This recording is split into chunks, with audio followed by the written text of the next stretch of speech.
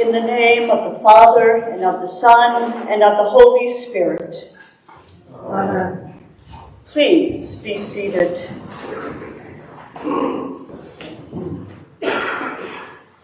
The past 2 weeks since Easter, Jesus' followers have been on a roller coaster ride. There was the excruciating agony of Good Friday, when they thought that they would never see their friend again. There was the uncertainty of the women's report that the tomb was empty. And then Jesus himself appeared among them, adding proof to the words of the women that Jesus had risen from the dead. I can imagine in these few weeks that the disciples are feeling a whole host of emotions. I can especially imagine Simon Peter feeling guilty, ashamed, and embarrassed. 1 minute, Peter promises never to leave Jesus. Then, just hours later, Peter denies knowing Jesus. Not once, not twice, but 3 times. Perhaps that flood of emotions is why Peter decides to return to the familiar and go fishing. Like many of us, maybe he seeks the comfort of something that he knows. He seeks to get back to some kind of normal. After a long night of fishing, however, the disciples are left empty-handed. They have caught no fish. Just as they are heading back to shore, a voice calls out, "Try the right side of the boat." The disciples obey, even though I am sure that they are tired and bone-weary. This time, they hit the jackpot. 153 fish are caught. There are some beautiful parallels here in our gospel reading. John deliberately, I think, mirrors other events to reinforce their importance.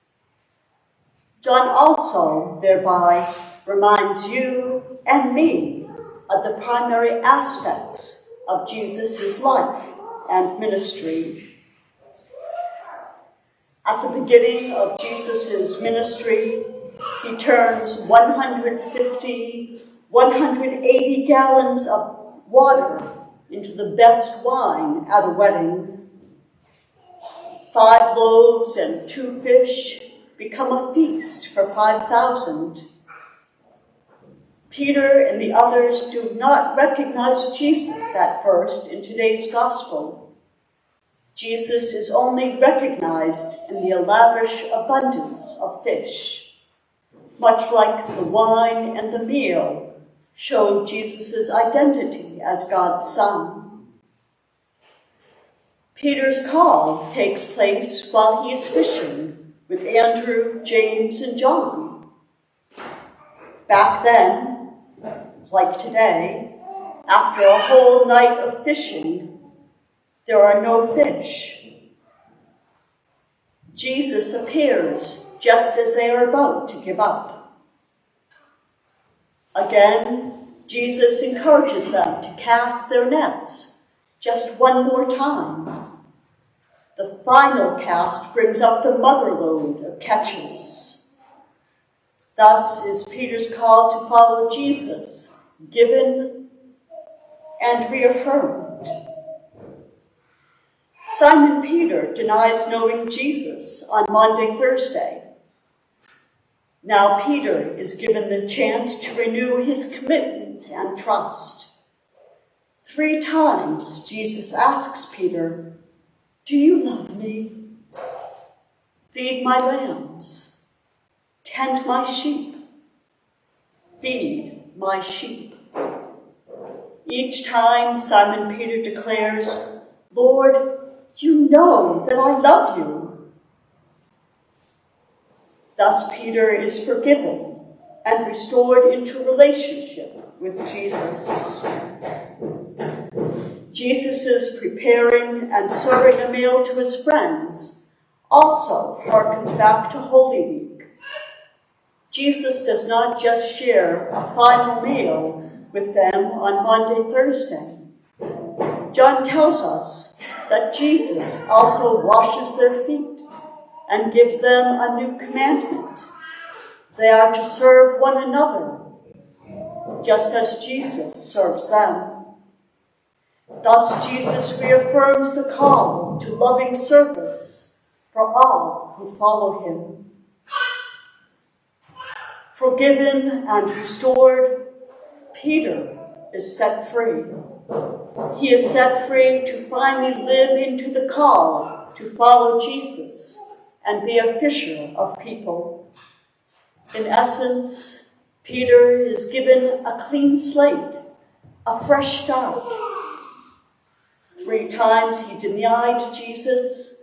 3 times he reaffirmed his love and commitment.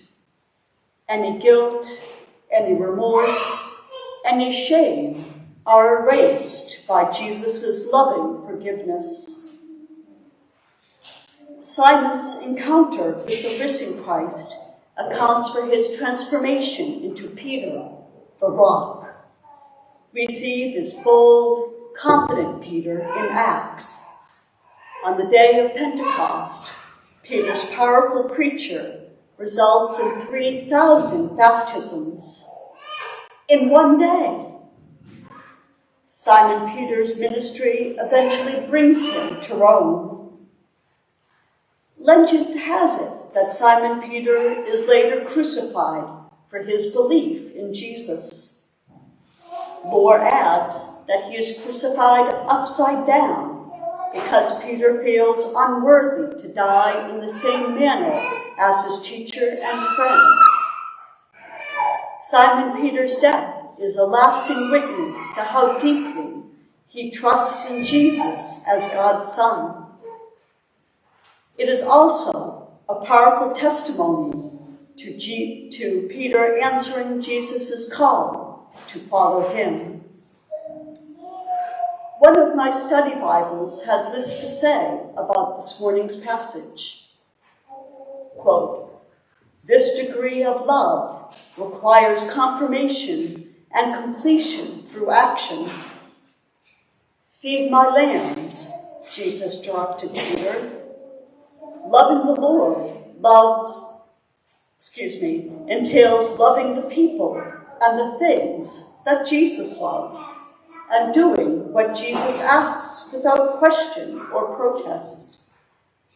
For Peter, this kind of obedience entailed helping to take care of God's people. And so it is with us.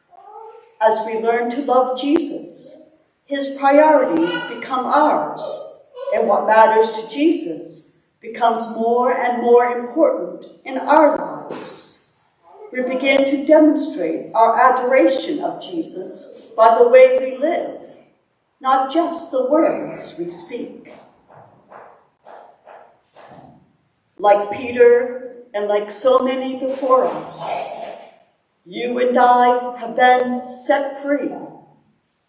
Set free not only from our sins, but set free from our excuses, our fears, our inhibitions that keep us afraid, that keep us in our own little worlds.